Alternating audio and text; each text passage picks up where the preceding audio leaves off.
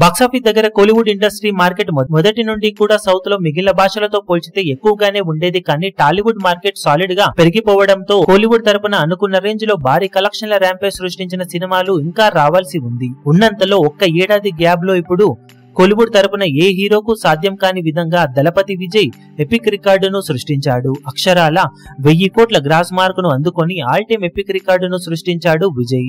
Last year end లో audience ముందుకు Leo మూవీతో రాగా మిక్స్డ్ రెస్పాన్స్ ను సొంతం చేసుకున్నప్పటికీ సినిమా మీద విపరీతమైన హైప్ ఉండటంతో టోటల్ రన్ లో ఏకంగా 600 కోట్ల రేంజ్ లో గ్రాస్ వసూలను అందుకొని ఆ సినిమా సంచలనం సృష్టించింది.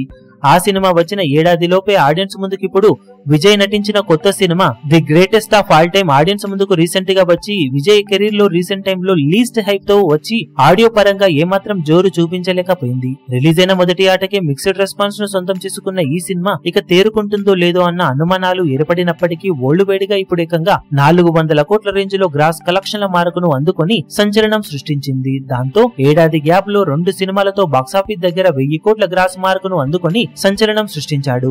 కోలీవుడ్ తరపున ఒక్క ఏడాది గ్యాప్ లో 1000 కోట్ల మార్కును అందుకున్న ఒకే ఒక్క హీరోగా ఎపిక్ రికార్డును సృష్టించాడు విజయ్. విజయ్ నెలకొల్పిన ఈ రికార్డును ఫ్యూచర్ లో ఏ స్టార్ అందుకోవాలన్నా చాలా కష్టపడాల్సిన అవసరం ఎంతైనా ఉంది. మరి ఫ్యూచర్ లో విజయ్ నెలకొల్పిన ఈ రికార్డును ఏ హీరో అయినా అందుకుంటాడో లేదో చూడాలి.